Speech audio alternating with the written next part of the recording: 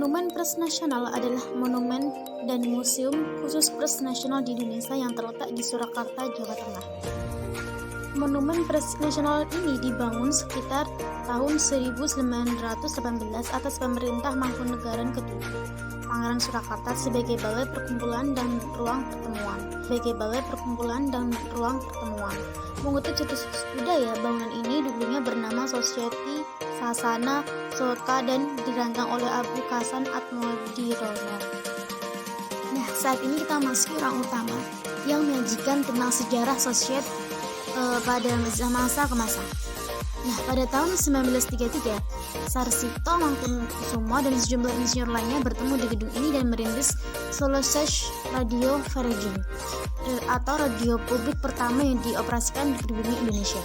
Nah, di ruang ini pula melihatkan tokoh-tokoh penting dalam sejarah jurnalistik Indonesia, yaitu ada Sukarno Wonobojo, R. Bakri Suryatmojo, Dr. Abdul Rufai, Dr. Danurjo Setiabudi, kemudian R.M. Pinatri, kemudian juga ada Jamaluddin Adinegoro, R.M. Sudirjo Joko Sisworo, R. Darmojo Sujito, R.M. Tirto Adi Surjo, dan Sam Ratulangi.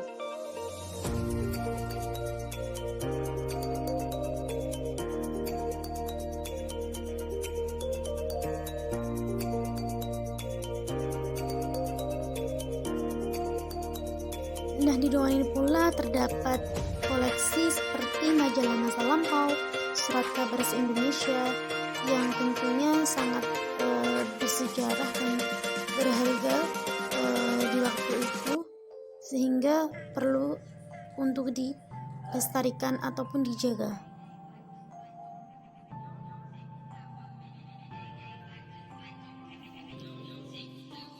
Nah, kemudian kita memasuki ruang Mangkunegaran.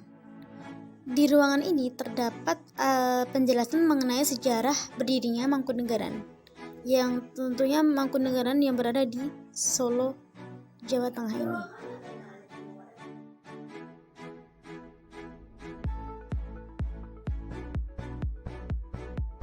Nah, selanjutnya kita memasuki ruang peresmian Monumen Pers Nasional. Nah, Monumen Pers Nasional ini resmi dibuka pada tanggal 9 Februari tahun 1978 oleh Presiden Soeharto. Dalam pidatonya, Presiden Soeharto memperingatkan pers akan bahaya kebebasan. Ia mengatakan menikmati kebebasan demi kebebasan itu sendiri adalah keistimewaan yang tak mampu kita dapatkan. Nah, selanjutnya kita memasuki ruang sejarah Pers Surakarta. Gedung ini dulunya bernama Societet Sasana Soka dan dirancang oleh Mas Abu Sakan Atmodirono. Pada tahun 1933, Sarsito Mangkukusumo dan sejumlah insinyur lainnya bertemu di gedung ini dan merintis Solosech Radio Veregin yang dioperasikan pribumi Indonesia. 13 tahun kemudian, pada tanggal 9 Februari, Persatuan Wartawan Indonesia PWI dibentuk di gedung ini. Saat berkedudukan Jepang di Hindia Belanda, gedung ini dijadikan klinik perawatan tentara, kemudian menjadi kantor Palang Merah Indonesia pada masa Revolusi Nasional Indonesia. Kemudian tanggal 9 Februari 1956, dalam acara perayaan 10 tahun PWI, wartawan ternama yang akan menaungi Pers Nasional. Yayasan ini diresmikan tanggal 22 Mei 1956 dan sebagian besar koleksinya disumbangkan oleh Sudarjo Joko Sisworo. Nah, nama Monumen Pers Nasional ini ditetapkan tahun 1973 dan lahannya disumbangkan ke pemerintah pada tahun 1977.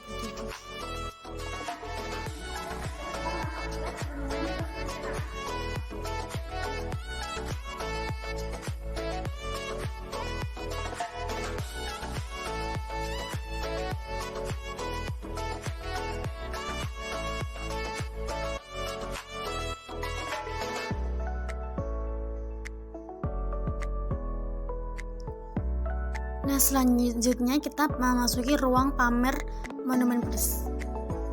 Nah, di situ terdapat beberapa banyak koleksi pada masa itu yang tentunya sangat penting dan berharga.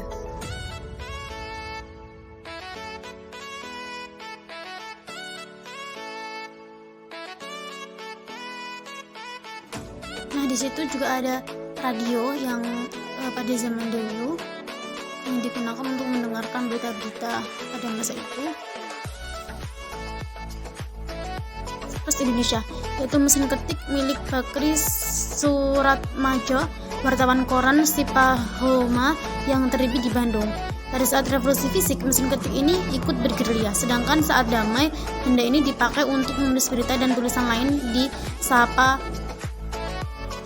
Nah, kemudian salah satu koleksi lain yang cukup menarik perhatian adalah kamera dan peralatan milik Sudin, wartawan harian Bernas Jogja yang dibunuh karena beritanya.